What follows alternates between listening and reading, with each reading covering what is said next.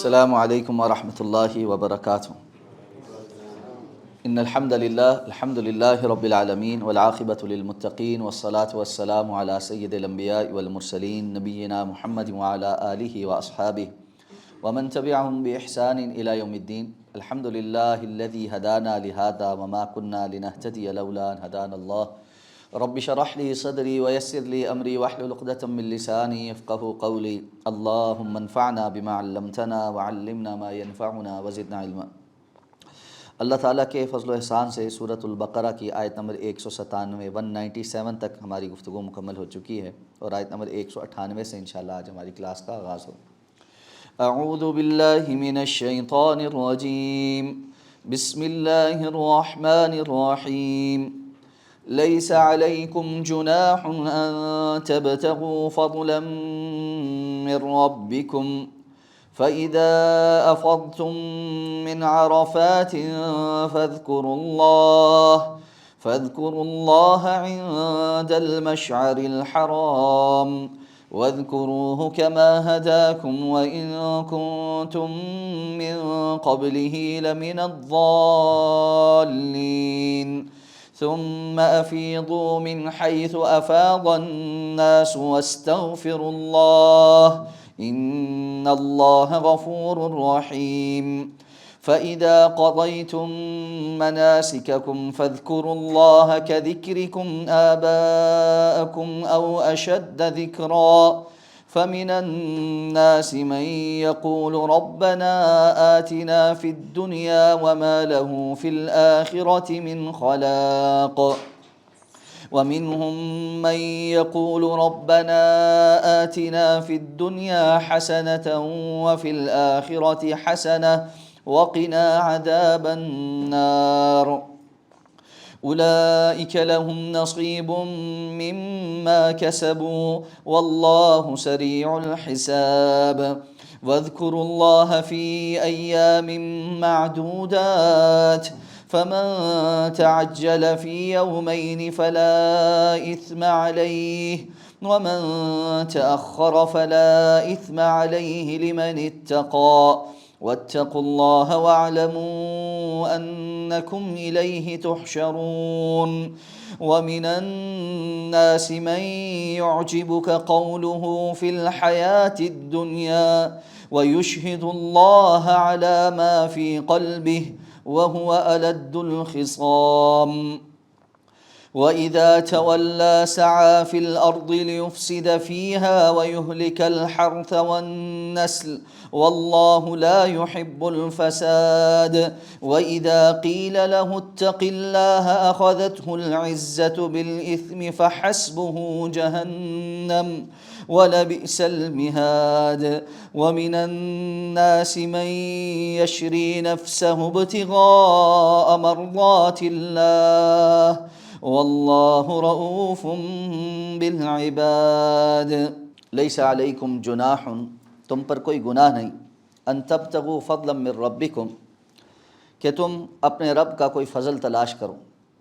فاذا افضتم من عرفات، پھر جب تم عرفات سے واپس آؤ،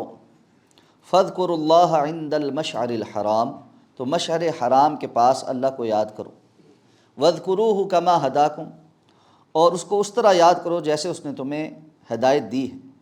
وَإِن كُنتُم مِّن قَبْلِهِ لَمِنَ الضَّالِّينَ، اور بلا شبہ اس سے پہلے تم یقیناً گمراہوں میں سے تھے۔ ثُمَّ أَفِيضُوا مِنْ حَيْثُ أَفَاضَ النَّاسُ، پھر اس جگہ سے واپس آؤ جہاں سے سب لوگ واپس آئیں۔ وَاسْتَغْفِرُوا اللَّهَ، اور اللہ سے بخشش مانگو۔ إِنَّ اللَّهَ غَفُورٌ رَحِيمٌ، بے شک اللہ تعالیٰ بے حد بخشنے والا نہایت رحم والا ہے۔ فَإِذَا قَضَيْتُم مَّنَاسِكَكُمْ، پھر جب تم اپنے حج کے مناسک پورے کر لو، فاذکروا اللہ کذکرکم آباءکم، تو اللہ کو یاد کرو جیسے اپنے باپ دادا کو تم یاد کرتے،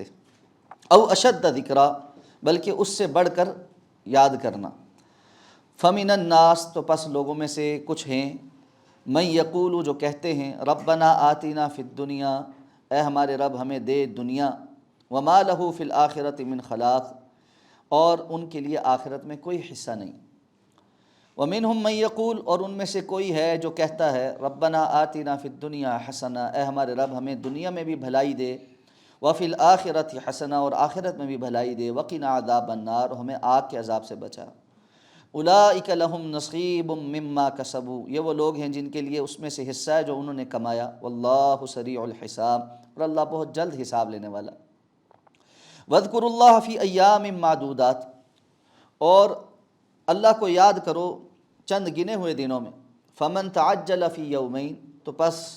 جو 2 دنوں میں چلا جائے، فلا اثم علیہ، اس پر کوئی گناہ نہیں۔ وَمَن تَأَخَّرَ فلا اثم علیہ لمن اتقى، اور جو کوئی تاخیر کرے اس پر بھی کوئی گناہ نہیں، وہ جو تقوی اختیار کرے۔ واتقوا اللہ، اور اللہ کا تقوی اختیار کرو۔ واعلموا انکم الیہ تحشرون، اور جان لو کہ تم یقیناً اسی کی طرف اکٹھے کیے جاؤ گے۔ ومن الناس من يعجبك قوله في الحیات الدنیا، لوگوں میں سے بعض وہ ہیں جن کی بات دنیا کی زندگی میں بارے میں آپ کو بڑی اچھی لگتی ہے۔ وَيُشْهِدُ اللَّهَ عَلَى مَا فِي قَلْبِهِ، اور وہ اللہ کو اس پر گواہ بناتا ہے جو اس کے دل میں ہے۔ وَهُوَ أَلَدُّ الْخِصَامِ، حالانکہ وہ سخت جھگڑالو ہے۔ وَإِذَا تَوَلَّى سَعَىٰ فِي الْأَرْضِ لِيُفْسِدَ فِيهَا، اور جب وہ کوئی ذمہ داری سنبھالتا ہے یا واپس لوٹتا ہے تو زمین میں دوڑتا ہے تاکہ اس میں فساد پھیلائے۔ وَيُهْلِكَ الْحَرْثَ وَالنَّسْلَ، اور کھیتی اور نسل کو برباد کرے۔ واللہ لا يحب الفساد، اور اللہ فساد کا پسند نہیں کرتا۔ وَإِذَا قِيلَ لَهُ اتَّقِ اللَّهَ، اور جب اس سے کہا جاتا ہے کہ اللہ سے ڈر، أَخَذَتْهُ الْعِزَّةُ بِالْإِثْمِ، تو اس کی عزت اسے گناہ میں پکڑے رکھتی ہے۔ فَحَسْبُهُ جہنم، تو اسے جہنم ہی کافی ہے۔ وَلَبِئْسَ الْمِہَادُ، اور یقیناً وہ برا ٹھکانہ ہے۔ وَمِنَ النَّاسِ مَن يَشْرِي نَفْسَهُ ابْتِغَاءَ مَرْضَاتِ اللَّهِ، اور لوگوں میں سے بعض وہ ہیں جو اللہ کی رضامندی کی تلاش میں اپنی جان بیچ دیتا ہے۔ واللہ رؤوف بالعباد، اور اللہ اپنے بندوں پر بے حد نرمی کرنے والا ہے۔ گزشتہ آیات میں حج سے متعلق احکام و مسائل ذکر ہونا شروع ہوئے تھے۔ اللہ تعالیٰ نے فرمایا کہ الحج اشہر معلومات، حج کے معلوم مہینے، تو جو حج کر رہا ہو اس کو چاہیے کہ وہ اس میں ازدواجی تعلقات سے، بحث مباحثے سے، لڑائی جھگڑے سے اپنے آپ کو دور رکھے، اور تم جو بھی خیر کا کام کرتے ہو وہ اللہ کے علم میں ہوتا ہے۔ اور ساتھ فرمایا کہ تم زاد راہ اختیار کرو، یہ اسباب یا توکل کرنے کے منافی نہیں ہے اسباب اختیار کرنا، اور سب سے بہتر زاد راہ جو ہے وہ تقوی ہے۔ اور ساتھ میں حکم بھی دیا کہ عقل رکھنے والوں اللہ کا تقوی اختیار کرو۔ اب حج کے احکامات میں آگے چل کے حکم ارشاد فرمایا کہ تمہارے اوپر کوئی گناہ نہیں ہے اگر تم حج کے درمیان اللہ کا کچھ فضل تلاش کرو۔ زمانہ جاہلیت میں جب لوگ حج کے لیے آتے تھے تو عکاظ اور جو ہے نا مجنہ کے جو بازار تھے وہاں پر تجارت بھی ہوتی تھی۔ جب کلمہ پڑھ لیا تو بعض مسلمانوں نے یہ سمجھا کہ حج جو ہے وہ اب چونکہ عبادت ہے تو اس میں دنیاوی کام کوئی نہیں ہونا چاہیے، تو انہوں نے ان بازاروں میں خرید و فروخت کو ناجائز سمجھا۔ تو یہ حکم نازل ہوا کہ حج کے دوران اگر کوئی بندہ کوئی تجارت کرے، اللہ کا فضل تلاش کرے، اور وہاں پر اس کو یہ مواقع میسر ہوں کہ وہ حج بھی کر سکتا ہے اور ساتھ میں دنیاوی مال اسباب بیچ اور خرید بھی سکتا ہے، تو اس پر کوئی حرج نہیں۔ یہ اللہ کا فضل ہے، اس کو اللہ نے اپنا فضل قرار دیا کہ عبادت کے ساتھ ساتھ بندہ اللہ رب العزت کی طرف سے حاصل شدہ صلاحیتوں کی بنیاد پر کام کاروبار بھی کرے، تو کوئی حرج نہیں۔ تو اس لیے ایک تو یہ غلط فہمی دور کر دی گئی کہ حج کے دوران دنیاوی کاروبار اور کام کاج نہیں کیا جا سکتا، حج کے دوران اس کی اجازت دی، کام کاج اور کاروبار کیا جا سکتا۔ اب فرمایا جب جہاں سے لوگ واپس آئیں، جب تم عرفات سے واپس آؤ تو مشعر حرام کے اندر جو ہے اللہ رب العزت کو یاد کرو۔ معلوم ہے 8 ذی الحجہ کو حاجی جو ہے وہ منا جاتے ہیں، وہ پورا دن جو ہے منا کے اندر قیام کرتے ہیں اور نمازیں پڑھتے ہیں اور اذکار کرتے ہیں۔ 9 ذی الحجہ کو صبح سورج طلوع ہونے کے بعد لوگ جو ہے وہ عرفات کی طرف جانا شروع کرتے ہیں۔ ظہر کی نماز کے وقت وہاں خطبہ ہوتا ہے حج کا، ظہر اور عصر اکٹھی پڑھی جاتی ہے، اور پھر مغرب کے وقت تک کا جو وقت ہے اس میں کثرت کے ساتھ اللہ کا ذکر کرنا، لا الہ الا اللہ وحدہ لا شریک لہ لہ الملک و لہ الحمد وہو علی کل شیء قدیر۔ رسول اللہ صلی اللہ علیہ وسلم نے فرمایا سب سے بہترین کلمہ جو آج کے دن میں بھی کہہ رہا ہوں اور مجھ سے پہلے انبیاء نے بھی کہا وہ یہ ہے۔ تو یہ عرفات کے دن کا خاص ذکر ہے، یہ کثرت کے ساتھ وہاں پڑھنا، اور پھر بالخصوص دعائیں مانگنا، قرآن مجید کی تلاوت کرنا، یعنی اپنے آپ کو دعا میں مشغول کرنا، عبادت میں مشغول کرنا۔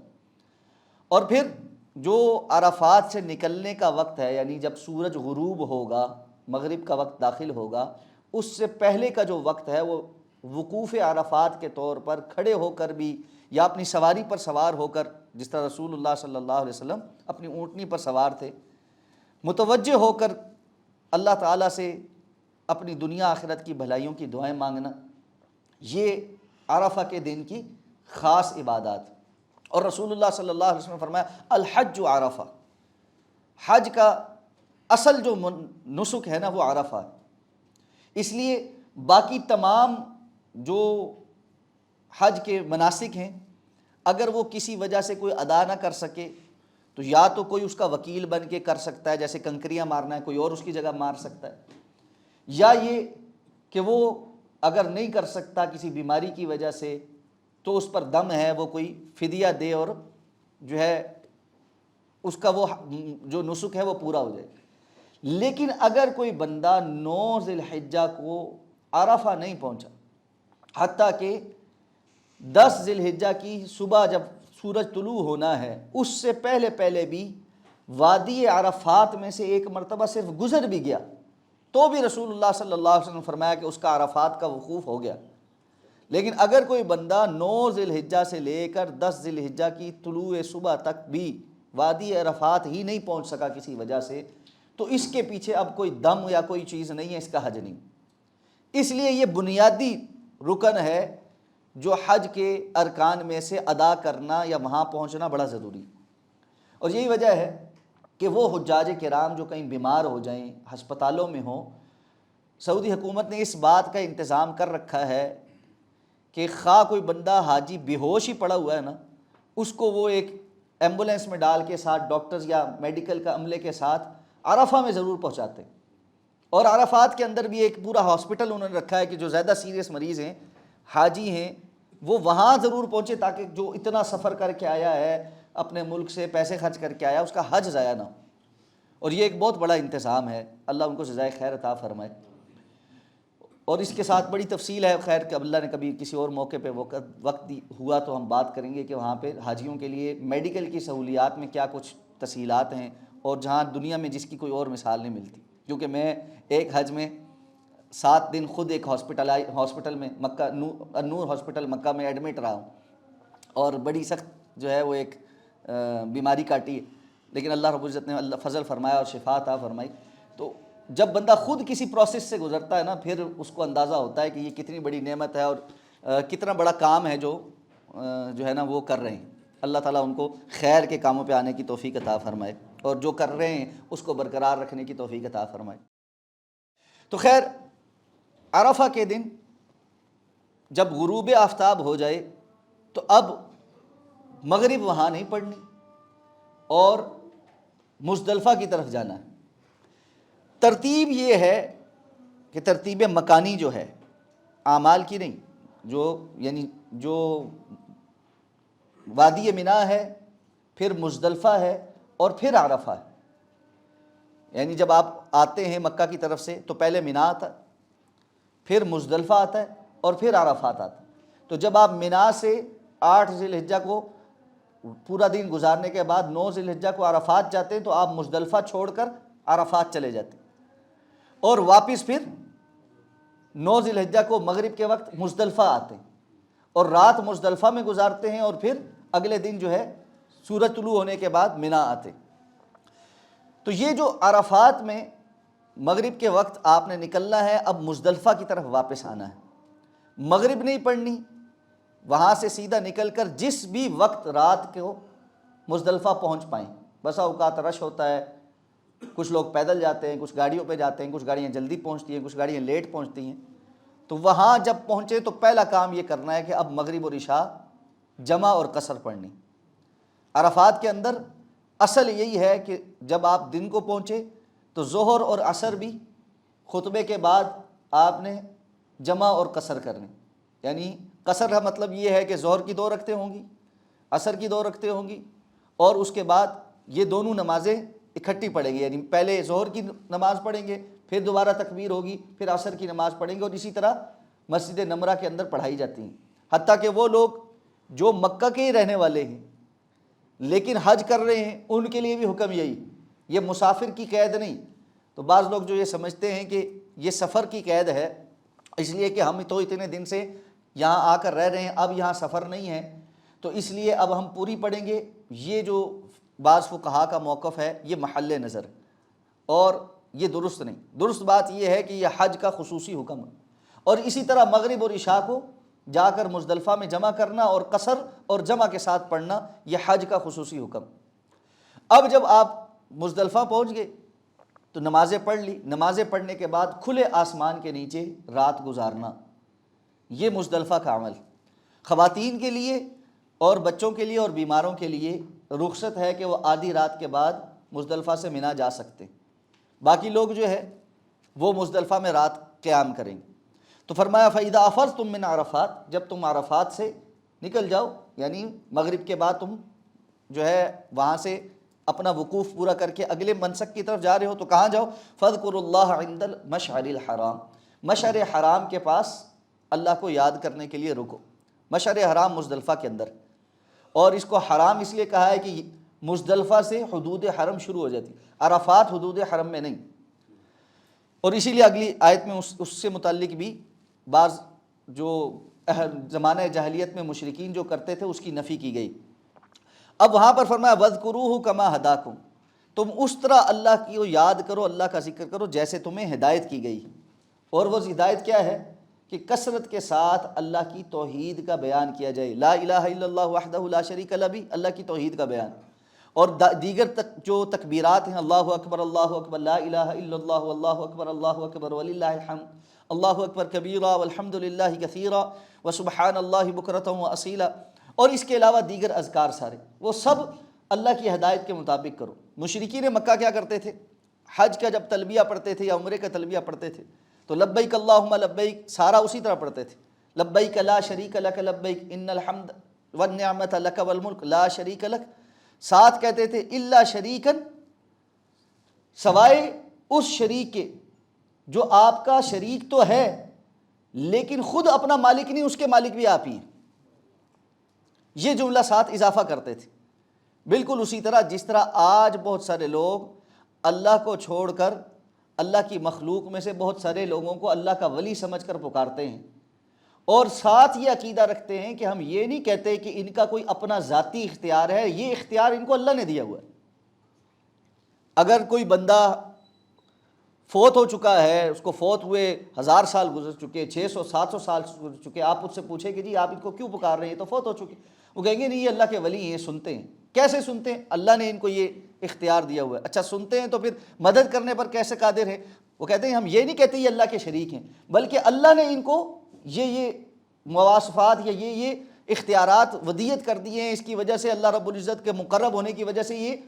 ان صفات کے حامل ہیں، یہ حاجت روا ہیں، یہ مشکل کشا ہیں، یہ والے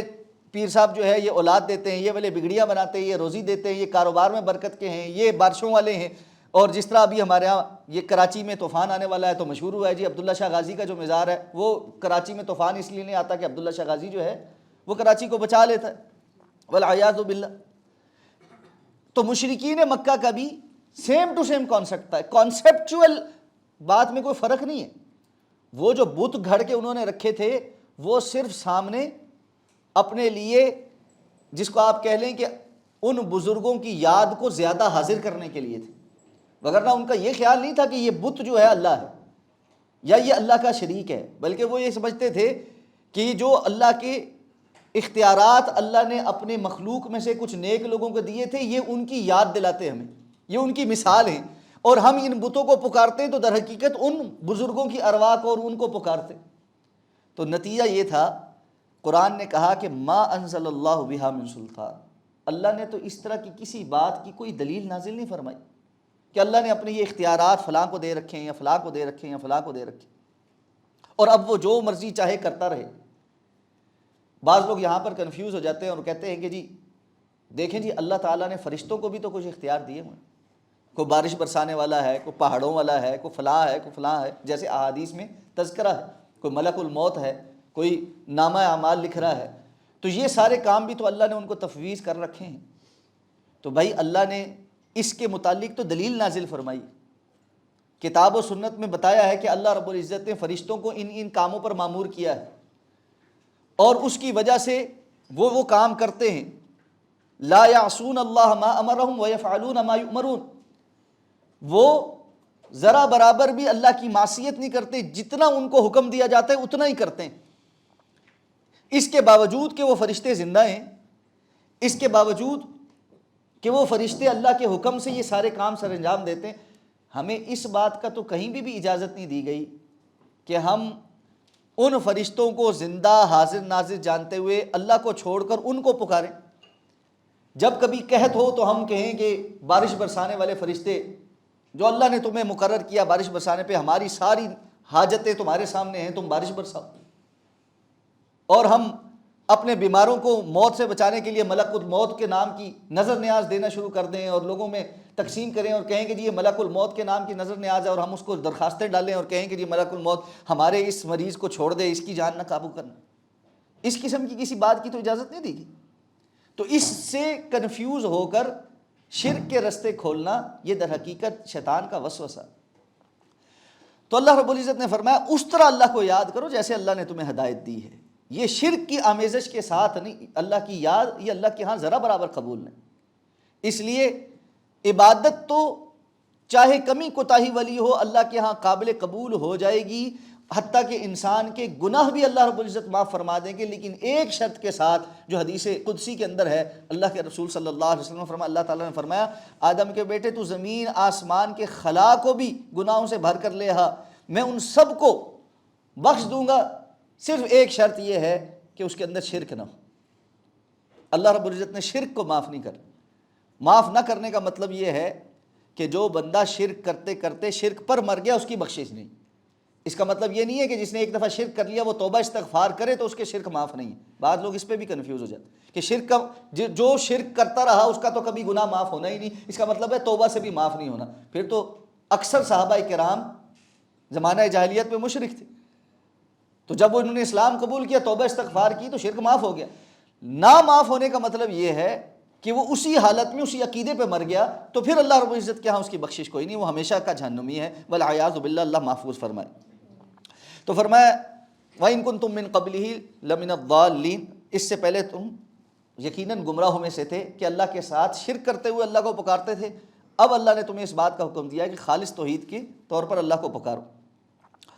فرمایا پھر وہاں سے واپس آؤ جہاں سے لوگ واپس آتے ہیں۔ مشرکین مکہ جو قریش تھے خاص طور پہ، وہ عرفات نہیں جاتے تھے، وہ مزدلفہ تک آ کر رک جاتے تھے کہ ہم چونکہ قریشی ہیں اور مکہ کے رہائشی ہیں تو ہم عرفات اس لیے نہیں جائیں گے کہ یہ تو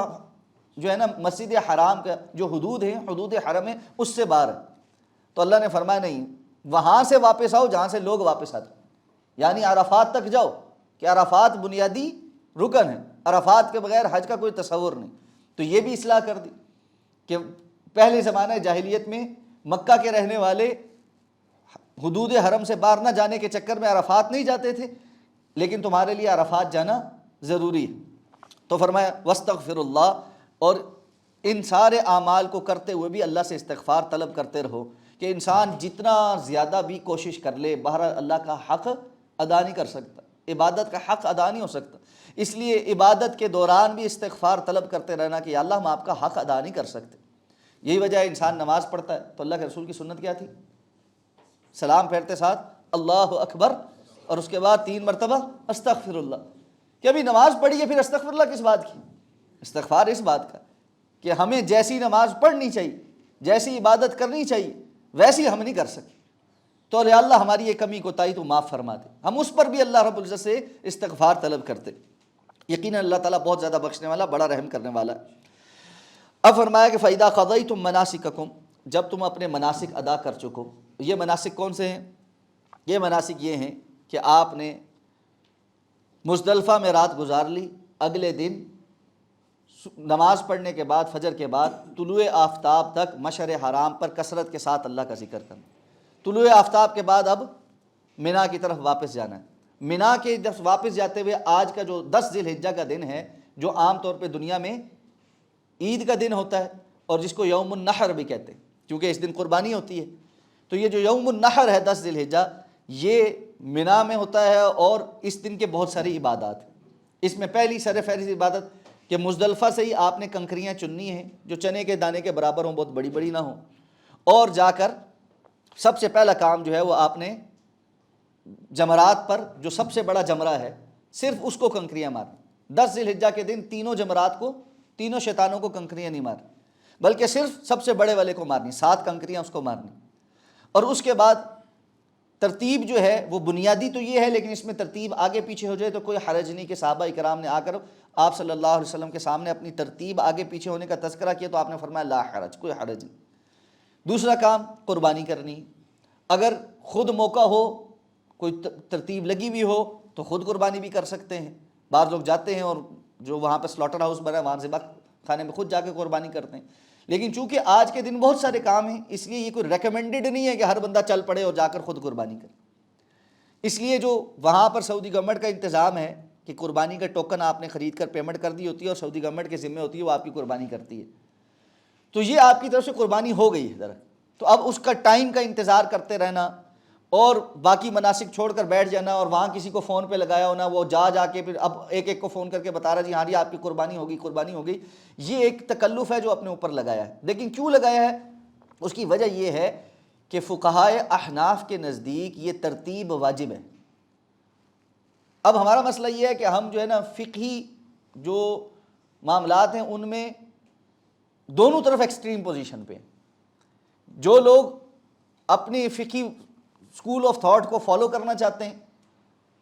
تو وہ انتظار کرتے ہیں، بھائی اگر وہ انتظار کر رہا ہے اور سمجھ رہا ہے کہ جی مجھے انتظار کرنا چاہیے تو فبیہا،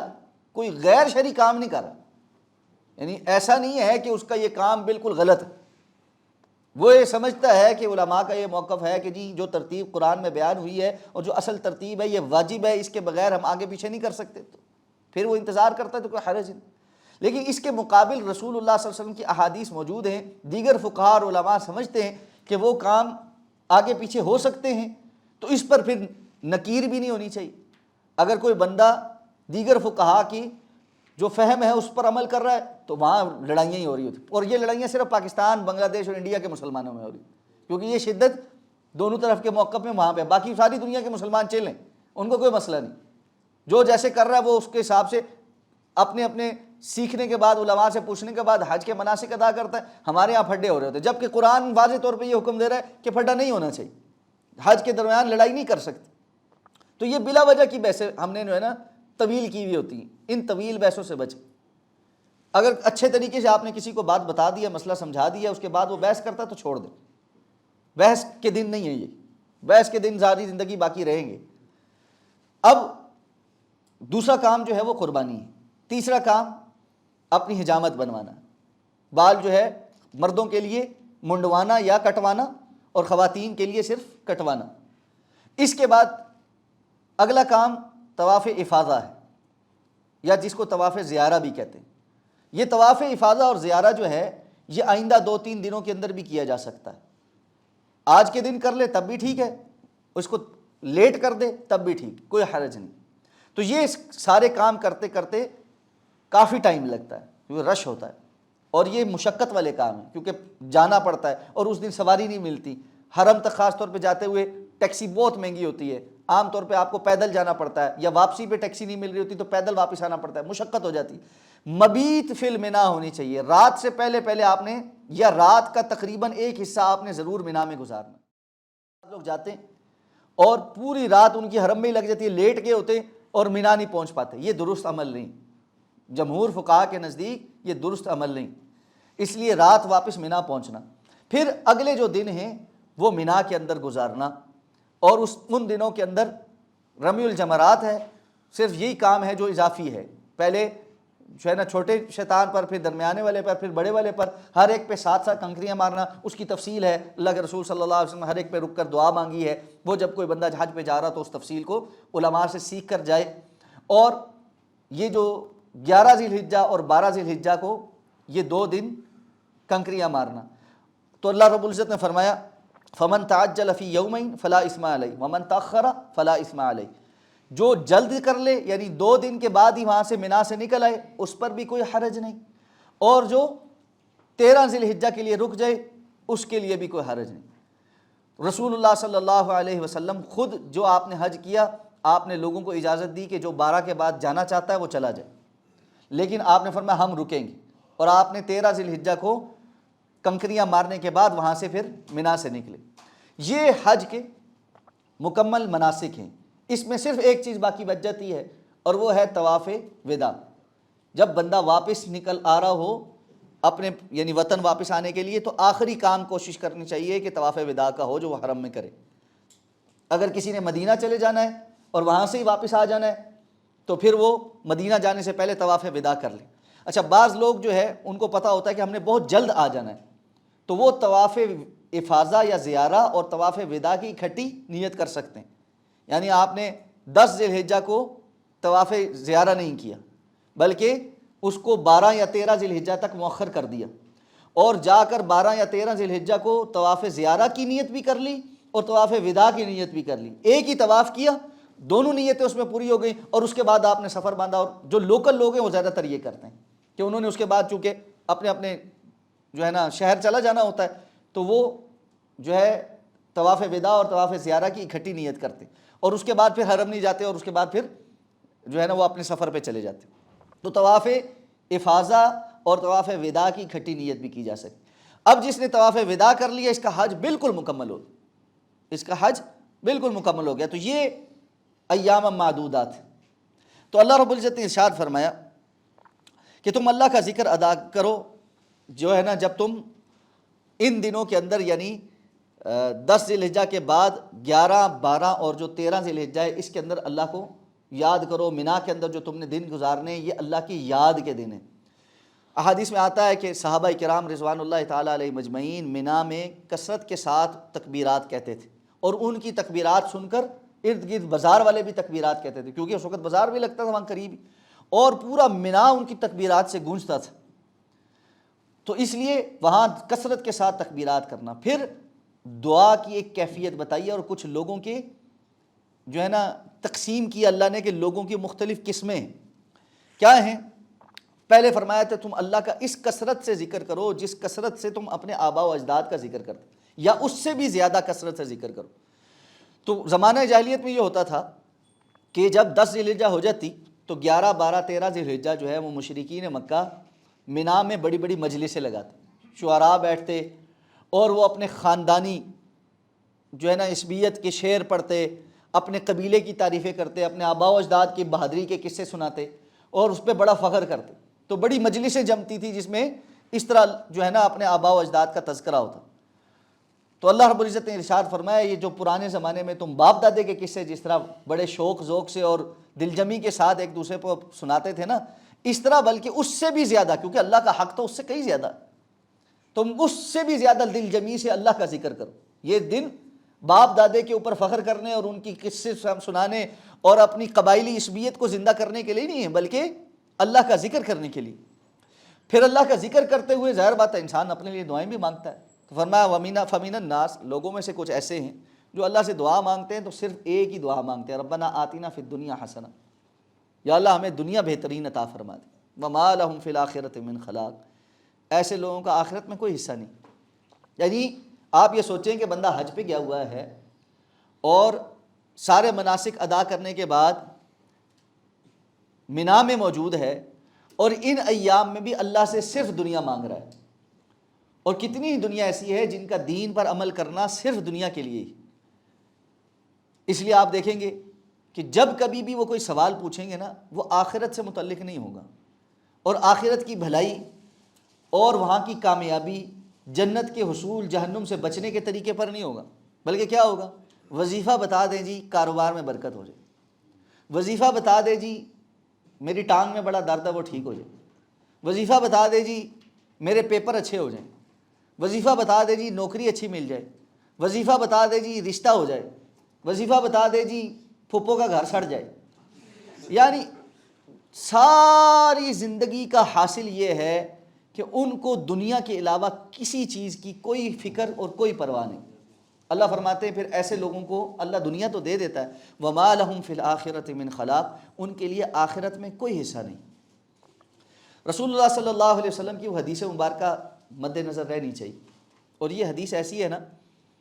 کہ جس بندے کو یہ یاد رہے نا اس کی زندگی میں بہت ساری باتوں میں اصلاح ہو جاتی۔ آپ صلی اللہ علیہ وسلم نے فرمایا دنیا میں 4 قسم کے لوگ، پہلا بندہ وہ ہے جس کو اللہ نے علم بھی دیا ہے اور مال بھی دیا ہے، اور یہ اپنے علم کی وجہ سے اللہ کی عطا کردہ نعمت اور مال کو اللہ کے راستے میں خرچ کرتا ہے، اس کے لیے فائدہ ہے۔ دوسرا بندہ وہ ہے جس کو اللہ نے علم تو دیا ہے، مال نہیں دی، دنیا نہیں دی، اور یہ اپنے علم کی وجہ سے یہ جانتا ہے کہ اللہ کی رضامندی کے لیے اگر اس کے پاس مال ہوتا تو اس کو کیا کرنا چاہیے۔ تو یہ پہلے بندے کو دیکھتا ہے اور اس کو آئیڈیالائز کرتا ہے کہ یا اللہ آپ نے اس بندے کو مال دیا، اس نے اس مال کی وجہ سے آپ کو راضی کرنے کے لیے کتنے خیر کے کام کیے، اگر آپ مجھے بھی مال دیں تو میں بھی اسی طرح اچھے کام کروں۔ رسول اللہ صلی اللہ علیہ وسلم نے فرمایا یہ اپنی نیت کی وجہ سے اتنا ہی اجر پا لیتا ہے جتنا پہلے والا خرچ کر کے پاتا، کیونکہ خرچ کرنے کی توفیق تو اللہ نے دی ہوئی ہے، اس کو نہیں دی تو اس کا قصور تو نہیں، لیکن اس کی حقیقی نیت کا اللہ کو پتہ ہے کہ اگر اس کے پاس مال آئے گا تو یہ یہی کرے گا جس کا اس نے مصمم ارادہ کیا۔ فرمایا تیسرا بندہ وہ ہے جس کو اللہ نے علم تو نہیں دیا، مال بڑا دیا، اور وہ اپنے مال کو اپنی نفسانی خواہشات کو پورا کرنے کے لیے جدھر چاہتا ہے خرچ کرتا ہے، ہر وقت بس کبھی شو آف کر رہا ہے، کبھی یہ لے رہا ہے، کبھی وہ لے رہا ہے، اور بس اب عیاشیاں کر رہا ہے۔ آپ نے فرمایا یہ برا انسان۔ اور چوتھا فرمایا وہ انسان ہے جس کو نہ اللہ نے علم دیا ہے نہ مال دیا، اور یہ سب سے بدترین انسان، یہ خسرت دنیا والآخرہ، جس کی دنیا بھی خسارے میں ہے اور آخرت بھی خسارے میں۔ یہ آئیڈیالائز کرتا ہے دنیا میں عیاشی کرنے والوں کو۔ اور آپ اس وقت اگر سوشل میڈیا اٹھائیں تو آپ دیکھیں کہ کیا ہو رہا ہے۔ دنیا میں کچھ لوگ ہیں جو شو آف کر رہے ہیں، ٹک ٹاکس ہیں، ان کی ویڈیوز ہیں، ریلز ہیں، شارٹس ہیں، یوٹیوب ویڈیوز ہیں، وہ اپنی گاڑیوں، اپنے بنگلوں، اپنے ٹورز کی تصویریں اور اپنے کھانوں کی تصویریں اور اپنے کپڑوں اور جوتوں کی تصویریں اور جیولری کی تصویریں اور میک اپ کی تصویریں وہ شیئر کرتے ہیں۔ اور بہت سارے جہالت میں مبتلا لوگ جن کے پاس یہ سب کچھ نہیں ہے، ان کو دیکھ دیکھ کر سوچتے ہیں کہ یہ وہ دن کب آئے گا کہ جب ہم بھی یہ کریں، اور ہمارے پاس مال آئے گا تو ہم نے یہ کرنا ہے، اور مال کمانے کی ساری موٹیویشن یہ ہے کہ ہم نے یہ سب کچھ حاصل کرنا ہے۔ اللہ کے رسول صلی اللہ علیہ وسلم نے فرمایا یہ بندہ اپنی بری نیت کی وجہ سے اتنا ہی گناہ حاصل کرتا ہے جتنا یہ خرچ کرنے والا گناہ حاصل کرتا ہے۔ خرچ کرنے والا تو پھر عیاشی کر رہا ہے، اس نے عیاشی بھی نہیں کی، لیکن آخرت میں یہ اتنا ہی گناہ لے کر گیا ہے، کیونکہ پتہ ہے اللہ کو اس کے پاس مال آ جائے گا تو یہ یہی کچھ کرے۔ تو لوگوں میں سے بعض ایسے ہیں جن کا مطمع نظر سوائے دنیا کے اور کچھ نہیں ہے، اور اپنی دعاؤں کو اٹھا کر دیکھیے، پرکھیے اس کے اوپر۔ روزانہ ہم جو دعا مانگتے ہیں اللہ سے اس کے اندر کیا ہے؟ اور جب ہم یہ بات کرتے ہیں تو میں صحیح بات ہے، کتنے ہی لوگ ایسے ہیں جن کی دعا اللہ کے سامنے ہوتی ہی صرف اس وقت ہے جب ان کو دنیا کی کوئی حاجت ہوتی، جب وہ دنیا کی حاجت ہٹ جائے تو ان کی اللہ کے سامنے کوئی دعا ہوتی ہی نہیں، ان کو لگتا ہے ہمیں مانگنے کی اس وقت ضرورت ہی نہیں۔ آخرت وہ بھی کوئی مانگنے کی چیز، ایمان، ہدایت، پاک دامنی، تقوی، پرہیزگاری، اللہ سے قناعت، ایمان کی لذت، عمل صالح کی توفیق، برائیوں سے بچنے کی طاقت، اہل ایمان سے محبت، یہ وہ ساری چیزیں ہیں جو اللہ سے مانگنے والی ہیں۔ اللہ کی محبت، اللہ کے رسولوں سے محبت، جنت کے حصول کی تمنا، اللہ کی ملاقات کا شوق، ایمان کی سلامتی اور ایمان پر موت، یہ کتنی دعائیں ہیں۔ پھر اپنے گھر والوں کے لیے، اپنے اعزاء اقرباء کے لیے، اپنے والدین کے لیے، اپنی نسلوں کے لیے یہ ساری خیر طلب کرنا، اپنے دوست احباب کے لیے، ان کی نسلوں کے لیے خیر طلب کرنا، کتنی دعائیں ہیں جو انسان کے لیے ہیں، جو دن رات اس کو اللہ رب العزت کے سامنے مانگنی چاہیے۔ لیکن اگر دنیا کا مطلب ہو تو اللہ کے سامنے حاضری ہے، وگرنہ نہیں۔ تو یہ سنگین جرم ہے۔ اللہ نے فرمایا یہ بندہ در حقیقت دنیا کا بندہ، رسول اللہ صلی اللہ علیہ وسلم فرمایا نا تعیس عبد الدینار، برباد ہو گیا دینار کا بندہ۔ جس طرح لوگ اللہ کے بندے ہوتے ہیں، اس طرح کچھ لوگ ہیں جو درہم و دینار کے بندے ہوتے ہیں۔ آپ نے فرمایا ان اعطی رضی وان لم یعط لم یرضى، اگر اس کو دیا جائے تو بس راضی رہتا ہے، وگرنہ ناراض ہو جاتا ہے۔ بندوں سے بھی تبھی راضی ہوتا ہے جس سے اس کو مفاد مل رہا ہو۔ بڑا اچھا ہے جی، آپ اور تعریفیں اور مسکے اور ہر قسم کی جو ہے نا اس کے اندر مبالغے کر کر کے تعریفیں، اور جیسے ہی کوئی چیز اپنے مطلب کی کسی بندے سے ملنا بند ہوئی،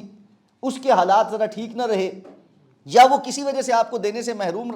ہو گیا، بس اس کے بارے میں زبان سے وہ کچھ مغلظات ہیں کہ فالعیاذ باللہ۔ اور ایسے ہی لوگوں کی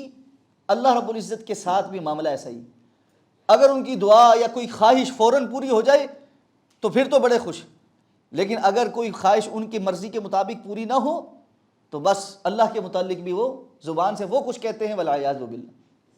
فرمایا ان کے مقابل کچھ لوگ کون سے ہیں؟ من یقول، جو یہ کہتے ہیں ربنا آتنا فی الدنیا حسنہ، یا اللہ ہمیں دنیا بھی بہترین عطا فرما، وفی الآخرۃ حسنہ، اور آخرت میں بھی بہترین عطا فرما، بھلائی عطا فرما، وقنا عذاب النار، ہمیں آگ کے عذاب سے محفوظ فرما۔ یہ ہے وہ اعتدال جو اسلام نے دیا کہ دنیا بھی مانگو اور آخرت بھی مانگو، آخرت سے غافل نہ ہو، دنیا کی بھی بھلائیاں چاہیے اور آخرت کی بھلائیاں بھی چاہیے۔ یہاں اللہ رب العزت نے تیسری قسم کا تو ذکر ہی نہیں کیا کہ اسلام میں اس کا تصور ہی کوئی نہیں، اور وہ یہ ہے کہ جو یہ کہیں وَمِنْهُمْ مَنْ يَقُولُ رَبَّنَا آتِنَا فِي الْآخِرَةِ حَسَنَةً وَقِنَا عَذَابَ النَّارِ، اور دنیا مانگے ہی نا۔ جو آج ہم میں کچھ لوگ بن گئے، یہ رہبانیت، ترک دنیا ہو جانا، صوفی ہو جانا، اور صوفی بمعنی یہ کہ اپنے آپ کو کسی مخصوص جگہ کے اندر دنیا کے سارے معاملات چھوڑ کر کسی خانقاہ میں، کسی کٹیا میں، کسی شہر سے باہر کسی قبرستان میں، کسی آستانے میں جو ہے نا محصور کر لینا، اور کہنا کہ جی ہم نے تو دین کے نام پر دنیا چھوڑ دی، ہمیں دنیا کی رغبت ہی نہیں، اور اس میں پھر عجیب عجیب اقوال کہتے جانا۔ تو یہ جو سوچ ہے اس کا تو اللہ نے تذکرہ ہی نہیں کیا کہ دین میں اس کا کوئی تصور ہی موجود نہیں۔ تو مومن وہ ہے جس کو اللہ سے ہی دنیا چاہیے اور اللہ سے ہی آخرت چاہیے، دنیا بھی بہترین ہو، آخرت بھی بہترین ہو۔ دنیا میں ذلیل اور رسوا ہو کے پڑا رہے، جو چاہے اس کے ساتھ جو کچھ مرضی کرتا رہے، اس کی کوئی عزت نہ ہو، کوئی احترام نہ ہو، دین کی کوئی عزت نہ ہو، احترام نہ ہو، دین کے مخالف سرگرمیاں ہوتی رہیں، اس کو کوئی فکر نہ ہو، دنیا جو کچھ مرضی کرتی رہے، بس ٹھیک ہے میں تو اللہ اللہ کر رہا ہوں، اس قسم کی کوئی سوچ دین کے اندر موجود نہیں۔ اس لیے مومن کو دنیا بھی بہترین مانگنی ہے اور آخرت بھی بہترین مانگنی ہے، اور در حقیقت اسلام کا تصور تو یہ ہے کہ دین اور دنیا کوئی دو علیحدہ چیزیں ہے ہی نہیں۔ دنیا کے اندر بھی اللہ رب العزت نے مومن کو جو کچھ کرنے کا حکم دیا وہ دین کا ہی حصہ ہے۔ اگر وہ اپنے بال بچوں کی پیٹ پال رہا ہے، رزق حلال کما رہا ہے، اور اپنی صحت کا خیال کر رہا ہے، جسمانی صحت کا خیال کر رہا ہے، یہ ساری چیزیں دین کا حصہ ہیں، اس میں کوئی بھی چیز دنیا کی علیحدہ سے دنیا کی نہیں۔ اسی لیے ایک صحابی نے جب اللہ کے رسول صلی اللہ علیہ وسلم کے ساتھ بیٹھے ہوئے ایک دوسرے صحابی کو دیکھا جو بڑے ایکٹیولی موو کرتے ہوئے کہیں جا رہے تھے، تو انہوں نے کہا کاش ان کے یہ صلاحیت اور اتنی چستی اور پھرتی جو ہے نا یہ اللہ کے راستے میں ہوتی۔ رسول اللہ صلی اللہ علیہ وسلم نے کہا تمہارا کیا خیال ہے کہ یہ ابھی فی سبیل اللہ نہیں ہے، اللہ کے راستے میں نہیں ہے؟ اگر یہ اپنے گھر والوں کا اور بچوں کا پیٹ پالنے کے لیے رزق حلال کمانے کی نیت سے اس پھرتی سے جا رہا ہے تو وہ فی سبیل اللہ، اگر یہ اپنے ماں باپ کی خدمت کرنے کے لیے اس طرح سے جا رہا ہے فہو فی سبیل اللہ۔ تو دنیا کے امور کو اسلام کے بتائے ہوئے طریقے کے مطابق کرنا، حلال اور حرام کی تمیز کے ساتھ کرنا، حدود اور قیود کی پابندی کرتے ہوئے کرنا، یہ عین اسلام ہے اور عین عبادت۔ اور یہ بندہ اس لیے کرتا ہے کہ میں نے اللہ کو راضی کر کے آخرت کمانی، اس میں اس کی خواہش کی صرف پورے ہونے کا مطلب نہیں ہوتا، وگرنہ خواہش تو بہت سارے طریقوں سے پوری ہو سکتی۔ یہی وجہ ہے کہ آج جو لوگ دین پر نہیں ہیں انہوں نے یہ سوچ لیا ہے کہ ہمارا جسم ہے، ہماری مرضی ہے، اور زندگی ایک ہی مرتبہ ملنی ہے، اس کو جتنا انجوائے کر سکتے کر لیں۔ تو ہم جو کچھ مرضی کرتے پھر، ہماری یہ خواہش اس طرح پوری ہوتی ہے اس طرح پوری کریں گے، کسی اور طریقے سے پوری ہوتی ہے اس طرح پوری کریں گے، اس میں حلال حرام کی کوئی تمیز باقی نہیں۔ جبکہ اسلام یہ کہتا ہے کہ اپنی خواہشات کو آپ پورا کریں لیکن حلال حرام کی تمیز کے ساتھ پورا کریں، ایک حد سے باہر نہ جائیں۔ تلک حدود اللہ، قرآن میں جا بجا اللہ رب العزت حدود بیان کر کے کہتے ہیں یہ اللہ کی قائم کردہ حدود ہے، یہ باؤنڈریز اللہ نے لگائی ہیں۔ اس لیے جو اللہ پر ایمان رکھتا ہے وہ یہ تصور نہیں رکھ سکتا یا یہ بات بڑی آسانی کے ساتھ زبان سے نہیں کہہ سکتا کہ میں نہیں مانتا جی چھوڑو،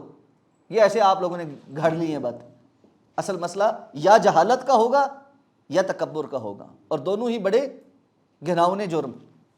جہالت ہے تو وہ دور ہونی چاہیے، تکبر ہے تو وہ درحقیقت ہوتا جہالت کی وجہ سے ہی ہے، لیکن بسا اوقات علم کے ساتھ بھی تکبر ہوتا ہے، پتہ ہوتا ہے کہ یہ کام اس طرح، جیسے ابو جہل کے اندر تھا کہ وہ جانتا تھا کہ یہ اللہ کے رسول ہیں لیکن ساتھ میں تکبر بھی تھا، اپنی ذات زیادہ بہتر لگتی ہے، اس کو پتہ ہوتا ہے یہ اللہ کا حکم ہے لیکن اپنی انا اس سے اوپر ہوتی ہے کہ میری سوچ، میری خواہش، میری طلب اللہ کے حکم سے بڑھ کر، تو پھر بات خراب ہو جاتی۔ تو فرمایا لوگوں میں سے کچھ ایسے جو صرف دنیا طلب کرتے ہیں اور باقی ایسے ہیں جو اللہ رب العزت سے دنیا اور آخرت دونوں طلب کرتے ہیں، اور اصل ہدف کیا ہوتا ہے؟ وقنا عذاب النار، یا اللہ ہمیں جہنم کی آگ سے بچا، کہ ان کو پتہ ہے کہ منزل جنت ہے اور مومن کے لیے اصل جگہ اور ٹھکانہ جنت کا ہے۔ اسی لیے رسول اللہ صلی اللہ علیہ وسلم نے فرمایا تھا اللہم لا عیش الا عیش الآخرہ، یا اللہ کوئی عیش نہیں ہے سوائے آخرت کی عیش، کہ اصل ٹھکانہ، سکون، اطمینان، جہاں جا کر بندہ مومن یقینی طور پر جو ہے نا اللہ رب العزت کی رضا کو محسوس کرتے ہوئے اس اطمینان میں آ جائے گا کہ میرے رب نے اب مجھ سے کبھی دوبارہ ناراض نہیں ہونا، میں نے اللہ اپنے رب کو راضی کر لی۔ آج کچھ عرصہ بندہ بہت اچھا کام بھی کر لے، بڑی محنت بھی کر لے، اس کو ایک ڈر اور خوف تو ہر وقت رہتا ہے۔ یہ جو الایمان بین الخوف والرجاء ہے، ایمان خوف اور امید کے درمیان کا نام۔ یہ خوف کس چیز کا ہے؟ یہ صرف عذاب کا خوف نہیں، بلکہ اس میں یہ خوف بھی شامل ہوتا ہے کہ ابھی تو میں نے اتنی محنت کر لی، کہیں کسی جگہ پر میرا نفس یا شیطان مجھے پھسلا نہ دے اور جس کی وجہ سے میں کوئی ایسا کام کر بیٹھوں کہ میرے سارے کیے کرائے پر پانی پھر جائے۔ اور انسان کو بہت زیادہ اللہ تعالیٰ سے اس سے جو ہے نا پناہ مانگنی چاہیے۔ اسی لیے یہ دعا سکھائی گئی ہے ربنا لا تزغ قلوبنا بعد اذ ہدیتنا وہب لنا من لدنک رحمہ انک انت الوہاب، یا اللہ ہدایت آنے کے بعد ہمارے دل ٹیڑھے نہ ہو جائیں، کہ ہدایت آنے کے بعد جو ٹیڑھ پن ہوتا ہے وہ انسان کو تباہ کر کے رکھ دیتا ہے۔ تو اللہ کے رسول صلی اللہ علیہ وسلم کے متعلق آتا ہے جب یہ آیات نازل ہوئی اس کے بعد اللہ کے رسول کی دعاؤں میں یہ دعا تو شامل ہوتی تھی، اللہم ربنا آتنا فی الدنیا حسنہ وفی الآخرۃ حسنۃ وقنا عذاب النار۔ حضرت انس رضی اللہ تعالیٰ عنہ بھی اپنی تمام دعاؤں میں یہ دعا ضرور مانگتے تھے، یہ دعا لازمی پکڑ کے رکھتے تھے۔ تو یہ بہت جامع دعا ہے، بہت جامع دعا ہے۔ اپنے صبح و شام کی دعاؤں میں کثرت کے ساتھ اس دعا کو اللہ تعالیٰ سے مانگتے رہنا چاہیے کہ ربنا آتینا فی الدنیا حسنہ وفی الآخرۃ حسنۃ وقنا عذاب النار۔ تو اللہ نے فرمایا اولئک لہم نصیب مما کسبوا، یہ وہ لوگ ہیں جن کو جو انہوں نے کمایا اس میں سے نصیب ضرور ملے گا۔ جس نے دنیا مانگی ہے اس کو صرف دنیا ملے گی، جس نے دنیا آخرت دونوں مانگی ہیں اللہ ان کو ضرور دے گا۔ اس سے یہ پتہ چلتا ہے بندہ مومن دنیا میں بھی ناکام نہیں ہوتا، اللہ نے اس کو اس کا جو دنیا کا نصیب ہے وہ دینا ہوتا ہے۔ اس لیے دل جمی کے ساتھ اللہ کی طرف رجوع کرتے ہوئے، اللہ سے دعا مانگتے ہوئے وہ محنت کرتا رہے۔ واللہ سریع الحساب، اور جہاں جس نے آخرت مانگی ہے اس کو بھی آخرت بھی مل جانی، اور جس نے نہیں مانگی حساب اس کا بھی ہونا ہے، اور اللہ نے بڑے جلدی حساب لے لینا، اللہ تو بڑا جلد حساب لینے والا۔ اب فرمایا وَاذْكُرُوا اللَّهَ فِي أَيَّامٍ مَّعْدُودَاتٍ، یہ گنے ہوئے دنوں کے اندر اللہ کا ذکر کرو۔ اس پر ہم بات کر چکے، جو 2 دن پہلے 2 دن مکمل کر کے چلا جائے پہلے اس پہ بھی کوئی حرج نہیں، اور جو 13ویں تک رک جائے، تیسرے دن بھی رکے اس پر بھی کوئی حرج نہیں۔ اب آگے فرمایا پہلے ذکر ہوا 2 قسم کے لوگوں کا، ایک جو دنیا کے لوگ اور ایک جو ایمان والے، ایک دنیا دار اور جو بندہ مومن۔ ایک تیسری صنف کا تذکرہ ابھی ہو رہا ہے، اور یہ وہ لوگ ہیں جو بظاہر تو کہتے ہیں کہ ہم ایمان والے ہیں لیکن در حقیقت اندر سے ان کے اندر ایمان ہے کوئی نہیں۔ اور یہ منافقین کی وہ قسم ہے جن کے لیے بڑے سخت وعید جو ہے قرآن میں جا بجا نازل ہوئی۔ وَمِنَ النَّاسِ، اور لوگوں میں سے کچھ لوگ، مَن يُعْجِبُكَ قَوْلُهُ فِي الْحَيَاةِ الدُّنْيَا، آپ کو ان کی دنیا کے بارے میں جو بات ہے وہ بڑی بھلی معلوم ہوگی، دنیاوی علوم اور دنیا کی سائنٹیفک نالج، اس کے اسٹیٹسٹکس، اس میں وہ ایسی زبردست گفتگو کرے گا کہ انسان مبہوت رہ جائے گا کہ یار اس بندے کے پاس کتنی نالج ہے۔ رسول اللہ صلی اللہ علیہ وسلم نے ایسے لوگوں کے متعلق فرمایا، آپ نے 5 صفات بتائی ہیں کہ ایسا بندہ جو ہے نا وہ اللہ رب العزت کے ہاں کتنا برا ہے۔ یہ آیت جو ہے اس کے متعلق ویسے تو جمہور مفسرین کا یہ خیال ہے کہ یہ اخنس بن شریق نامی بندہ تھا، منافق تھا، اس کے متعلق نازل ہوئی تھی۔ لیکن اس میں جیسے ہمیں پہلے بھی یہ بات ہو چکی ہے متعدد بار کہ قرآن مجید کی جتنی آیات جو کسی خاص سیاق اور سباق میں یا شان نزول میں نازل ہوئی ہوتی ہیں، صرف اس سے متعلق نہیں ہوتی بلکہ حکم عام بھی ہوتا ہے۔ تو جو صفات یہاں پر گنائی گئی ہیں نہ صرف وہ اخنس بن شریق میں تھی بلکہ بہت سارے اور لوگوں میں ہیں، اور یہی وجہ ہے رسول اللہ صلی اللہ علیہ وسلم نے متعدد احادیث میں ان کا تذکرہ کیا۔ تو حضرت ابو ہریرہ رضی اللہ تعالیٰ فرماتے ہیں رسول اللہ صلی اللہ علیہ وسلم نے فرمایا، اللہ تعالیٰ ہر سخت دل متکبر انسان جو بخیل بھی ہو، یعنی بخل کرتا ہو، خرچ کرنے میں بس جان جاتی ہے اس کی، اور پیٹو ہو، بس جب سامنے کچھ آ جائے تو اپنے اندر ٹھونستا ہی رہے۔ اور فرمایا اللہ کے رسول نے فرمایا اللہ ایسے ہر سخت دل متکبر بخیل اور پیٹو انسان سے بغض رکھتا۔ اور ساتھ میں اللہ کے رسول نے فرمایا یہ وہ بندہ ہے جو بازاروں میں شور کرنے والا ہے، یعنی جب گفتگو کرتا ہے اونچا اونچا ایسے بات کرتا ہے کہ ساری دنیا جمع ہو کر دیکھے اس کو کہ جی یہ کون بندہ ہے، ہٹو بچوں کی صدائیں لگ جاتی ہیں اس کے ارد گرد، اور کسی کو بلاتا ہے تو بڑی سختی کے ساتھ اور گالم گلوچ کے ساتھ بلاتا ہے۔ اور ساتھ میں آپ نے فرمایا شور کرتا ہے اور اس کا دن اس طرح گزرتا ہے رات کو مردار اور گدھے کی طرح ہے، جس طرح مردار پڑا ہوا ہوتا ہے، گدھا پڑا ہوتا ہے، اس طرح راتوں کو یہ کھا پی کے اپنے اندر ٹھوس کے بالکل مردار گدھے کی طرح پڑا ہے، نہ اس کو اللہ کے ذکر کا پتہ ہے، نہ اس کو یہ پتہ ہے کہ فجر پہ اٹھنا ہے، نماز ادا کرنی ہے، اللہ کے بھی کچھ حقوق ہیں، بس یہ دنیا کے معاملہ میں۔ اور فرمایا دنیا کے معاملات کا عالم ہے، آخرت کے معاملات سے جاہل۔ دنیا میں بات آپ کروا لیں جی، کیا ہے جی سو کالڈ دانشور، ٹاک شوز میں جا جا کے گفتگو کرتا ہے، موٹیویشنل سپیکر ہے، لوگوں کو دنیا کے معاملات میں موٹیویٹ کر کر کے پیسہ ایسے کمایا جاتا ہے، یہ چیز ایسے کی جاتی ہے، اسٹریٹجیکل گفتگو بڑی کرتا ہے جناب، یہ تو وہ جہاں آپ اس سے دنیا کی چیزوں کے متعلق پوچھیں وہ آپ کو ایسے بتائے گا، یعنی شعور عقل اس کے اندر بہت ہے، تبھی تو جا کے وہ دنیا کی چیزوں میں اتنا کچھ جانتا ہے۔ آپ اس سے فلسفے پہ بات کریں تو اس نے انگریز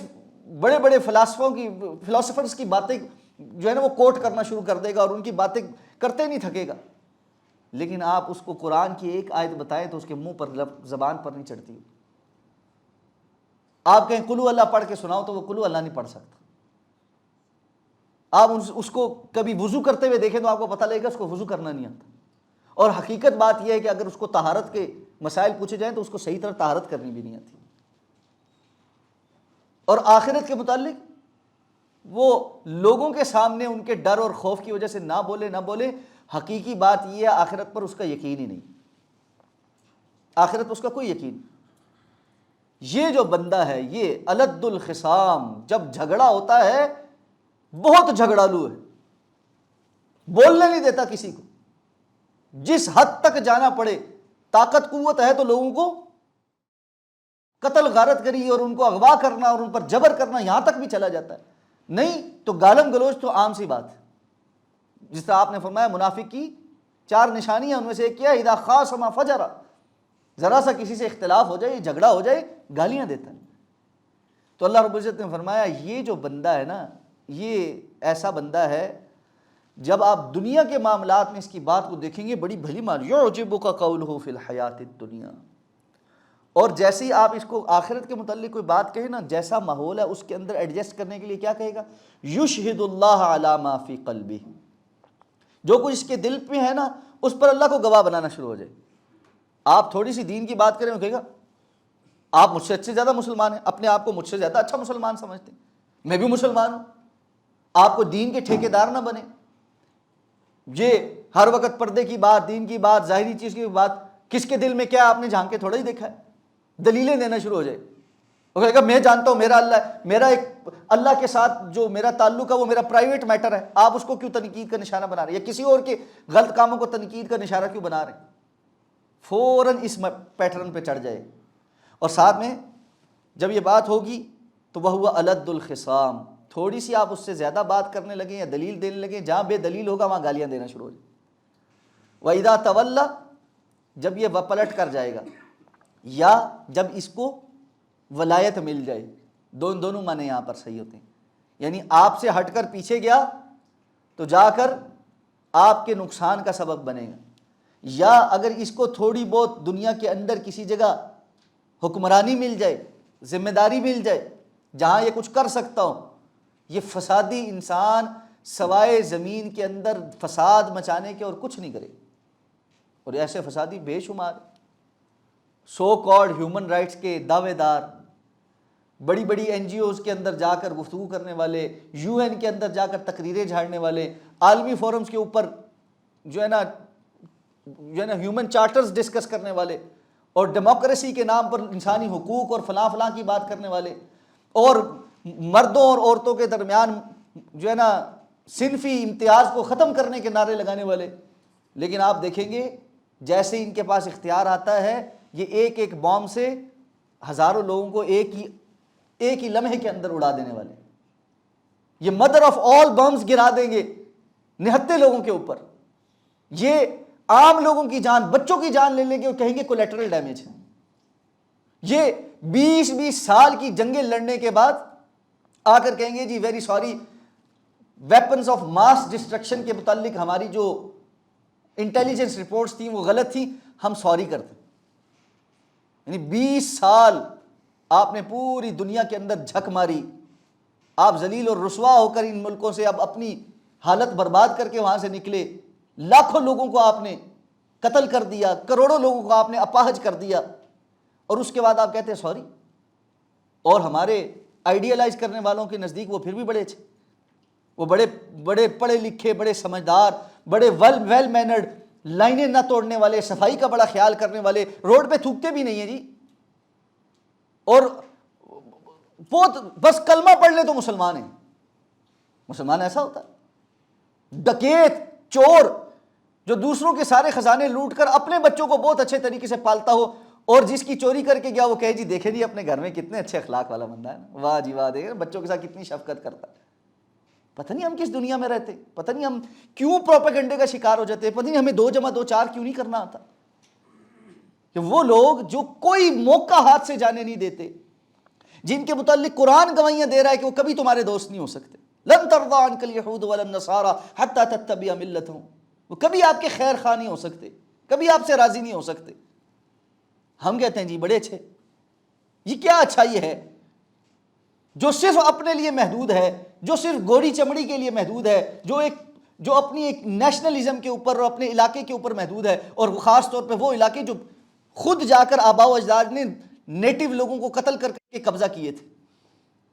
خواہ امریکہ ہو، خواہ آسٹریلیا ہو، خواہ یعنی اس دنیا کے اور بہت سارے ممالک ہو. بڑے علاقے تو جا کر مقامی آبادیوں کو قتل کر کے، بدماش قسم کے ان کے جو آباء و اجداد تھے انہوں نے قبضے کیے تھے، قتل و غارت گری کے مزار گرم کر کر کے جو ہے انہوں نے کیے تھے. آج یہ اخلاق کے چیمپئن ہیں، اور ہم کہتے ہیں ہاں جی یہ بڑے اخلاق کے چیمپئن ہیں. تو یہ جو لوگ ہیں نا جو مسلمانوں میں بیٹھ کر ان کے فالوور ہیں، جو جب اسلام کی بات آتی ہے اور مسلمان ہونے کا کوئی فائدہ ہوتا ہے نظر آتا ہے تو فوری طور پہ کہتے ہیں جی ہم بھی تو مسلمان ہیں، آپ کیوں ہمارے ججمنٹل نہ ہوں، آپ کو کس نے اختیار دیا ہے کہ آپ ہمارے بارے میں کوئی بات کریں، ہم مسلمان. اور جیسے ہی اسلامی تہذیب کی بات ہو، تمدن کی بات ہو، اللہ کی ماننے کی بات ہو، ثقافت کی بات ہو، وہاں پر وہ فوراً کہیں گے کہ جی نہیں یہ تو قابل عمل ہی نہیں، یہ تو دقیانوسی بات، ہم تو یہاں پر وہ کریں گے جو ہمارے وہ بڑے کرتے، جن کو وہ اصل میں آئیڈیالائز کرتے. تو یہ جو چیز ہے نا، اللہ نے فرمایا یہ لوگ بھی ہیں، ان سے بھی انسان کو نا یعنی محتاط رہنا چاہیے. ان کی دنیاوی باتیں، ان کے سٹیٹسٹکس، ان کے سٹائل، ان کے شو آف آپ کو متاثر نہ کریں. لا یغرنک تقلب الذین کفروا فی البلاد، قرآن نے تو کہہ دیا آپ کو کفار کا ملکوں جانا، چیزوں کو الٹ پلٹ کرنا، دنیا کی چکا چوندھ، یہ دھوکے میں نہ ڈال دے۔ متاع قلیل، یہ تو بہت تھوڑی سی متاع ہے آخرت کے مقابل، چند دن کی بات ہے، بس دنیا نے الٹ پھیر ہو جانا ہے۔ اور آپ ذرا سا تاریخ کو دیکھیں، 100 سال پہلے جو لوگ تھے وہ آج کہاں ہیں؟ 200 سال پہلے جو لوگ اپنے آپ کو پتہ نہیں کیا سمجھتے تھے، ان کی پالیسیاں کہاں ہیں؟ آج سے 50 سال پہلے جو لوگ سمجھتے تھے کہ ہمارا دنیا میں توتی بولتا ہے اور سوشلزم اور فلاں وہ ساری سوچیں کہاں گئیں؟ اور اس کے دائی کہاں گئے؟ اور کیپٹلزم جو ہے وہ اپنی موت اب مر رہا ہے، اور ایک نیو ورلڈ آرڈر جو ہے وہ دنیا کے اندر نافذ ہونے جا رہا ہے۔ یہ 20-30 سال کی بات، 40 سال کی بات، 50 سال کی بات، حد 100 سال کی بات، اس کے بعد کہاں جاتا ہے؟ کوئی مٹی کے اندر مٹی ہو جاتا ہے۔ آنے والا اس کو اپنے سے بہتر سمجھتا ہے، آنے والا اپنے آپ کو ان سے بہتر سمجھتا ہے، اور وہ بیوقوف تھے جو یہ سب کر رہے تھے، ہم زیادہ صحیح کام کر رہے ہیں۔ اور ہر آنے والے وقت میں پچھلوں کو گالی ہی پڑتی، آنے والے اپنے آپ کو زیادہ عقل مند سمجھتے۔ اولاد بھی یہی ماں باپ کو کہتی ہے، اماں جی آپ کو نہیں پتہ کچھ بھی، ماں جی آپ کو ہماری سمجھ نہیں آتی، آپ نے دنیا کہاں دیکھی، آپ کا زمانہ چلا گیا۔ تو ہمارا زمانہ کبھی بھی نہیں ہوتا، یہ ہمارے دماغ کا اور ہماری سوچ کا ایک خناس ہے جو شیطان نے ہمارے اندر فٹ کیا ہے کہ یہ ہمارا زمانہ ہے۔ کبھی بھی زمانہ انسان کا نہیں ہوتا، زمانے کا خالق تو اللہ ہے، اور وہ اللہ کا ہی زمانہ ہے۔ پہلے بھی اللہ کا تھا، آج بھی اللہ کا ہے، کل بھی اللہ کا ہوگا۔ لمن الملک اليوم للہ الواحد القہار کل من علیہا فان ویبقى وجہ ربک ذو الجلال والاکرام۔ اس لیے فرمایا کچھ تو لوگ ایسے ہیں، اور جب اس کو کہا جاتا ہے اتق اللہ، اللہ سے ڈرو، اخذتہ العزۃ بالاثم، اس کی انا گناہ کے اوپر اس کو جمائے رکھتی ہے کہ میں یہ کام چھوڑ دوں، میں پسپا ہو جاؤں۔ فحسبہ جہنم ولبئس المہاد، اس کے لیے جہنم ہی کافی پڑے گی، پھر ایسے بندے کی جہنم بھی اس کو کافی پڑے گی، اور وہ بڑا برا ٹھکانہ ہے۔ اس کے مقابل کون ہے؟ اس نے دنیا کی مال اور دولت کی خاطر باقی سب کچھ بیچ دیا، اور اس کے مقابل کون ہے؟ من یشری نفسہ ابتغاء مرضات اللہ، اللہ اکبر، جو اللہ کی رضا کی خاطر اپنے مال، اپنی جان، ہر چیز کا سودا کر لیتا ہے۔ ان اللہ اشتری من المؤمنین انفسهم واموالهم بان لهم الجنہ، تو یہ سودے حاضر، خریدار اللہ ہے۔ بندہ دنیا والوں کو بیچ دے یا اللہ کو بیچ دے، اپنی زندگی کی صلاحیتیں دنیا کو بیچ دے یا اللہ کو بیچ دے، سودا انسان کے پاس موجود ہے۔ کیسے کر زندگی کیسے بتانی، کس چیز کو آئیڈیالائز کر کے بچانی؟ تو اللہ نے فرمایا واللہ رؤوف بالعباد، اس سب کے باوجود اللہ اپنے بندوں کے ساتھ بڑا نرمی کا معاملہ کرتا ہے۔ جو ظلم یہ کرتے ہیں پکڑ آ جائے، دوسری جگہ فرمایا لو یؤاخذ اللہ الناس بظلم ما ترک علیہا من دابہ، کرتوت تو ایسے ہیں اللہ پکڑ پہ لائے نا تو ایک چوپایا بھی اس زمین کے اوپر نہ جی سکے، لیکن اللہ اپنے بندوں کے ساتھ بار بار رحم کرنے والے، نرمی کا معاملہ کرنے والے، مہلت دیتے رہتے، ابھی سمجھ جائے گا، ابھی سمجھ جائے گا، ابھی سمجھ جائے گا۔ آخری عمر میں چٹے بالوں کے ساتھ جب اپنا آپ بھی چارپائی سے اٹھا نہیں سکتا نا، پھر بھی کوئی توبہ کرتا، اللہ تب بھی قبول کر لیتا۔ یہ اللہ کی کمال مہربانی، وگرنہ عموماً دنیا کا اصول تو یہی ہے کہ اب آ کر میرے پاس کیا لینے آئے، جب تمہارے اندر سوائے سانس چلنے کی اور کوئی صلاحیت نہیں رہی تو اب آ کے کہتے ہو۔ اس قسم کی وفا نہیں چاہیے، لیکن اللہ تعالیٰ تو آخری وقت کی وفا بھی قبول کر لیتا ہے۔ تو جوانی کی جو وفا ہے اس کے تو کیا کہنے، اس لیے فرمایا قیامت کے دن اللہ کے عرش کے سائے میں اس کو جگہ ملے گی، شاب نشأ فی عبادت اللہ، وہ نوجوان جو اللہ کی عبادت میں اپنے آپ کو اس نے اپنی جو ہے نا زندگی گزاری، اپنا جو وقت ہے نا وہ اللہ کی رضا میں زیادہ گزارا ہے۔ دنیا تو گزر ہی جانی، ایسے بھی اور ویسے بھی، تو یہ دنیا بھی خریدار ہے اور اللہ بھی خریدار ہے۔ اب فیصلہ ہمارا ہے، ہم نے کہاں بیچنا ہے، اپنا آپ کہاں بیچنا ہے۔ ہر کوئی اپنی قیمت لگوا رہا ہے، یاد رکھیے، ہر کوئی اپنی قیمت لگوا رہا ہے۔ کوئی ٹک ٹاک پہ لگوا رہا ہے، کوئی یوٹیوب پہ لگوا رہا ہے، کوئی کاروبار میں لگوا رہا ہے، کوئی نوکری پہ لگوا رہا ہے، کسی بھی جگہ پہ لگوا رہا ہے۔ جو جائز حدود ہے اس میں کوئی ممانعت نہیں، وہ اللہ رب العزت نے حلال کی، اس سے ہٹ کر میں بات کر، جو حرام کی جگہ پر جا کر لگوا رہے اپنی قیمتیں اور وصول کر رہے سارا کچھ۔ اور اس کے مقابل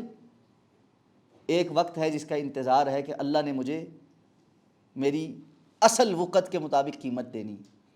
تو جہاں اعمال کا وزن ہوتا ہے نا، وہاں شخصیات کا بھی وزن ہوتا ہے۔ پہلے بھی یہ بات شاید ایک دفعہ آپ کے ساتھ کی تھی۔ جہاں اعمال کا وزن ہے نا، کل قیامت کے دن والوزن یومئذ الحق، اس کی تفسیر میں نا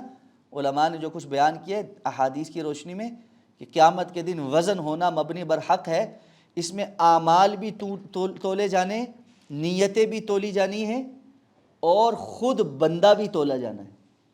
اور یہ وزن جو ہے نا، یہ جسمانی وزن نہیں، یہ جسمانی وزن نہیں۔ عبداللہ ابن مسعود رضی اللہ تعالیٰ عنہ مسواک توڑنے کے لیے درخت پر چڑھے ہوئے تھے، پیلوں کی درخت، تو کپڑا ایسے ہوا سے اڑا نا تو ان کی پنڈلیاں بہت پتلی پتلی تھی، صحابہ ہنس پڑے۔ تو اللہ کے رسول نے فرمایا ہنس کیوں رہے ہو؟ تو کہنے لگے من دقت ساقی، اللہ کے رسول ان کی جو اتنی باریک باریک پنڈلیاں ہیں نا، ان کو دیکھ کر ہماری ہنسی چھوٹ گئی ہے کہ اتنا کمزور انسان۔ اللہ کے رسول نے فرمایا تمہارے نزدیک تو ان پنڈلیوں کی کوئی اہمیت نہیں،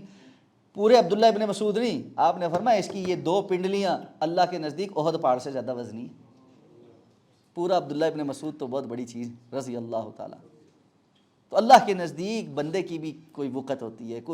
اس کا بھی کوئی وزن ہوتا ہے۔ کچھ لوگ ہوتے ہیں نا، جب آپ کے پاس آتے ہیں